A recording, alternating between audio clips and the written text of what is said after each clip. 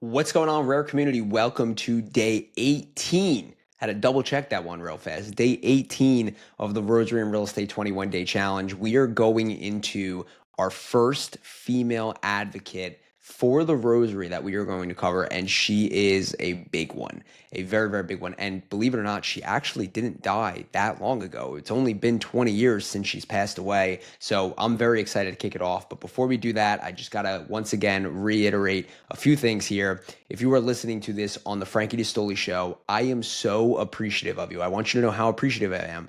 I'm very appreciative. I see the statistics on my podcasting hosting platform, and I see that we have a very, very consistent group listening to the Rare 21 Day Challenge every single time an episode drops. The number is pretty consistent with people that have been with us from the beginning. So I'm very appreciative of that. If you are listening to this and you are not a member of Rosary and Real Estate, I want to once again invite you to join, and you could click the link in the show notes to get there. It is a totally free community. We are doing a bunch of events coming up. As I talked about, we're doing our group Rosary on October 7th at 6:30 p.m. Eastern time, and we are doing our 5th ever Rosary and Real Estate event where we're going to be talking about real estate investing strategies and how to grow deeper in faith and pass down generational faith, not just generational wealth. That is all going to be talked about on October 14th at 6:30 p.m. And we're going to end that Rosary and Real Estate meetup with a group Rosary as well. Also, one thing I will say, when it comes to the Rosary and Real Estate meetup, guys,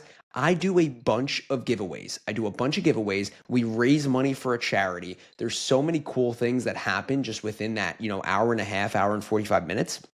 So I really want to encourage you guys to please come out and join. I'm doing it virtual so that we could touch not just, New Jersey and Pennsylvania, but we could touch globally, we could touch nationwide, we could touch tri-state area, whatever it is, whatever tier it is, we could touch it because it's virtual. So I'm excited to do our first virtual event. And you could also sign up for that virtual event directly in the link in the show notes. And I will ask that you do that because I do need an accurate head count of how many people we are going to have coming on. So all that to say, join the Rare community. Be rare. That's the part of it, right? You're someone who's chasing generational wealth, but also spiritual poverty, and that's very important. So I love the community that we're building. I would definitely, love to have you. Please feel free to click that link in the show notes and jump on board. So without further ado, we're going to get into this one. I'm going to do a screen share once again for this. And today we are going over Venerable Lucia dos Santos, right? And I'm going to break down, first and foremost, she's called the Visionary of the Rosary. And if you don't know already, she's from Fatima, right? She is one of the 3 children that our Blessed Mother appeared to at the apparitions of Fatima, where an apparition, just to kind of back this up, and I think we might have talked about this before, is when our Blessed Mother comes to usually children, but there have been other instances where it hasn't been, like Our Lady of Guadalupe, and she brings a message, and it's a very significant message. This isn't kind of more so just like some sort of one-time vision. It's usually more so consistent and repeated, and a lot of times it will happen on the same day of a specific month at the same time where she will appear and she will re-invite those, people or persons to back to that same location so she can continue to talk to them and promote a certain message. And Our Lady of Fatima, this is, Sister Lucia. She was a part of that. Now, before we get into that, I'm just going to kind of break down for you guys what venerable means, right? So venerable means that Sister Lucia is not an official canonized saint yet within the Catholic Church, but there's a few tiers to that, and I have it pulled up. I'm going to read off some stuff for you. So she was initially what was considered a servant of God. And a servant of God is the process that begins after the candidate's death with a 5-year waiting period before the bishop may present a case to the Vatican. And if approved, that person is given the servant of God label. So that is tier 1. And Sister Lucia was servant of God. And in Father Calloway's book, which again, I pull a bunch of my information from, she's actually in there as servant of God. So over time, she has moved up to venerable. Now, venerable means a panel of theologians examine the candidate's writings and their life, and with the Pope's recognition, the Pope has determined that they had heroic virtue and that they were offering their life in the faith. So they felt that after examining Lucia's life, her writings, her works, her teachings, that she absolutely can be promoted up to the venerable label, the venerable title. That's probably a better word. After venerable comes blessed, right? And blessed is a miracle, one miracle is attributed to the candidate's intercession and verified by a team of doctors, theologians, and cardinals. The Pope then grants permission for beatification, declaring the person blessed. Okay, so that's next step for Sister Lucia. There needs to be a miracle that occurs, and that miracle needs to be tied to her intercession. And then to become a saint, a second miracle is required and verified following the same rigorous examination. And then the candidate is declared a saint through the formal papal decree and ceremony. And at the time of this recording, we had Blessed Carlo Acutis. He became a saint. So there were two miracles that were tied to Carlo and that were examined thoroughly, and they were approved by the papacy, by the cardinals, by the theologians, by the doctors, and he became Saint Carlo. And then there was Saint Pier Giorgio Frasetti. He was also canonized a saint as well. So again, he was a blessed, second miracle attached to him, canonized a saint. So she's a venerable. Next thing is a miracle needs to happen, and after that, a second miracle needs to happen to be tied to her. And again, as we see in this next line, and then I'll get to the quote, she was born in 1907, died in 2005. So from 2005 to 2010, she had that five-year grace period. Couldn't be, moved up to servant of God. Right after that, moved up to servant of God. Great. And here we are now, we're in 2025 at the time of this recording. She's venerable. So 20 years so far after her death, and she's already moving very, very quickly. Usually, at least to my understanding, it's not that fast of a process all the time. There's sometimes hundreds of years that go by before a saint is even canonized or moved up, up the ladder at all. So this is really awesome to see that Sister Lucia has just such great influence already in the world. Here's her quote. Our Lady insists that we pray the rosary every day because she knows our inconstancy, our weakness, and our need. Now, when Venerable Lucia says that, I am actually very much going to believe that because she spoke to Mary on multiple occasions. So anytime that she says that our Blessed Mother said something, I am definitely bound to believe that that's the truth. And again, everything that we've talked about and we've covered so far in the Rare 21 Day Challenge, there's no reason to believe that isn't the truth. Her feast day is not established yet because she is not a saint. So I just wanted to make that clear. And we're going to get into a few different things here. And I'm going to break down Fatima first, but there's also going to be a Fatima part 2 that we're going to talk about a little bit later. So just bear with me as we kind of migrate through Sister Lucia's life here. So the apparitions of Fatima, right? They started on May 13th, 1917, where Our Lady appeared to Lucia and her two cousins, Jacinta and Francisco.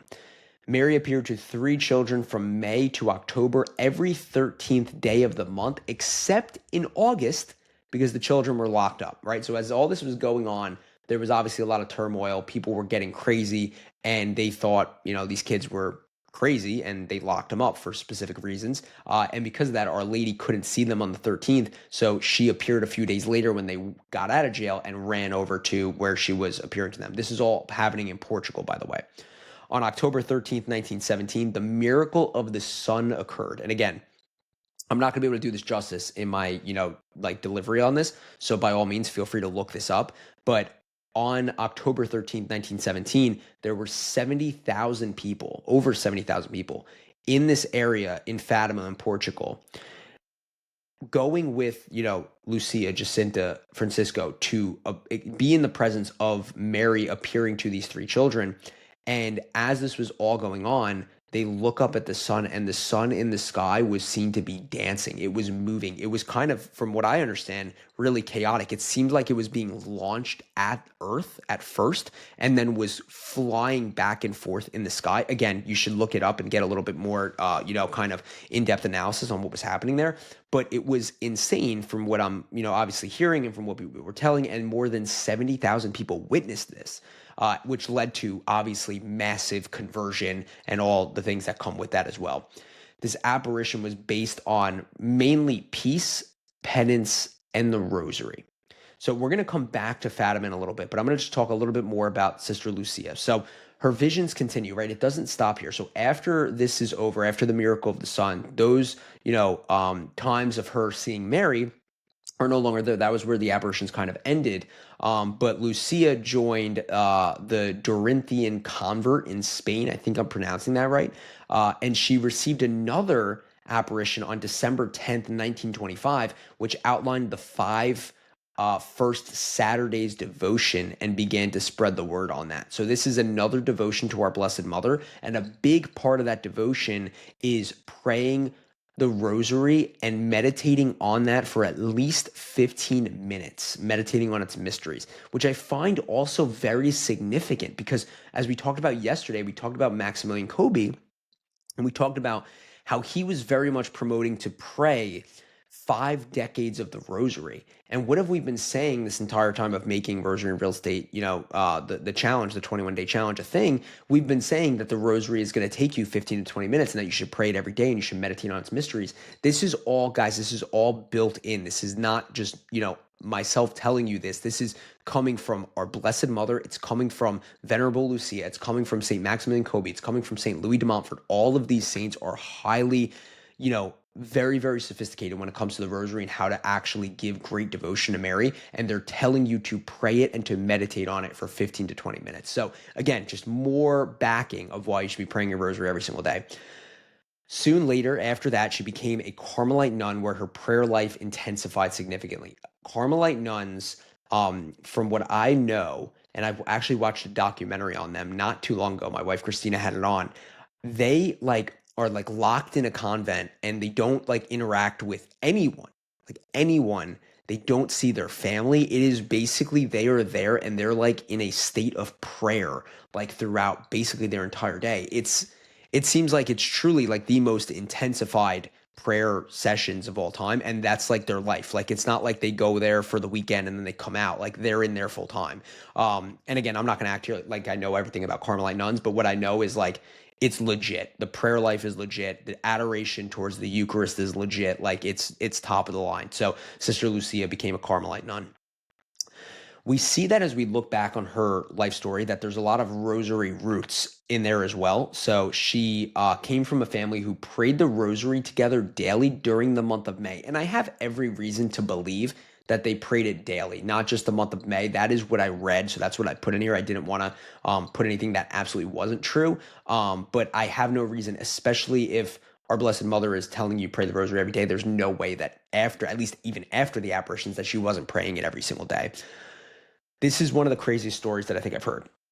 And again, I believe this. I have no reason not to believe this. So Sister Lucia received Holy Communion at the age of 6. The typical age to receive communion is 10. So she received it 4 years early, and that's because the priest saw how pious and devout she was, which makes sense. I mean, she's pious, she's extremely devout. She's seeing Mary, and Mary's talking to her. It makes sense that she's extremely pious and devout. But here's where it gets really interesting. After receiving the Eucharist for the very first time, so when she was 6 and she received that, she knelt down in front of a statue of Our Lady of the Rosary and testified that the statue smiled at her. As I'm talking this, I'm getting chills thinking about this. This 6-year-old girl, this little girl, this daughter of her parents, received communion for the first time at 6 years old because of how pious she is, goes to a statue of Our Lady of the Rosary, and the statue, Our Lady of the Rosary, smiles at her. And fast forward, right? So I'll do some mental math here. She's 6 years old. She was born in 1907. That would mean that this is 1913. Fast forward 4 years, and our Blessed Mother visits her and is smiling, holding a rosary. It's insane. It's insane. You can't make this stuff up, man. You really can't. We're going to hit Fatima part 2. This is kind of a second portion of this that I had. The rosary, this was truly a rosary apparition to the max. Our Blessed Mother highly emphasized the rosary. She said that, Our Lady emphasized the rosary, and the rosary will bring peace in the world, specifically that it will bring an end to World War I. And this was so prominent and pushed. And again, I've showed you guys my rosary. I have it on my hip right now, but let's see if I could grab it real fast. So I have it right here on the camera. My rosary, it is a World War I rosary. Roman Catholic gear, official Roman Catholic gear, sells these rosaries that the U.S. government literally issued, and I'm 99% sure it was in World War I, that they issued these rosaries and soldiers carried around rosaries like this. So the rosary was so prominent, and Our Lady coming and saying, pray the rosary and it'll bring peace, it'll bring an end to World War I. That had so much weight behind it. Mary revealed the Fatima prayer to be added to the rosary as well. Again, just really emphasizing that this is a rosary apparition. The Fatima prayer, which we talked about, oh my Jesus, forgive us our sins, save us from the fires of hell, and lead all souls into heaven, especially those who most need thy mercy. That was added to the rosary from this apparition in 1917. And on October 13th, Mary revealed to the children herself as Our Lady of the Rosary. And we see this in a lot of other apparitions, right? Like our Blessed Mother revealed herself to Saint Bernadette at Lourdes as the Immaculate Conception. And here she reveals herself to the children of Fatima as Our Lady of the Rosary. The last thing I have here on Sister Lucia is her love for children. It says in Father Calloway's book as well that Sister Lucia would make rosaries and would give them away to children. So just a really, really, sweet, pious person who had such a great devotion to Mary and who had a personal relationship with her. Really, really beautiful. And she's truly climbing the ladder of sainthood really fast. So that is Sister Lucia, Venerable Lucia dos Santos. And we ask for her to pray for us. And may we do what she tells us to do, because she's very close to Mary and she's telling us to pray our rosary every single day. And we should be praying our rosary every day, and we should be buying real estate, and we should not be doing what makes us happy, but doing what makes us holy. And I'll catch you guys tomorrow as we get into day 19 with my personal favorite, one of my personal favorite saints. So see you guys tomorrow.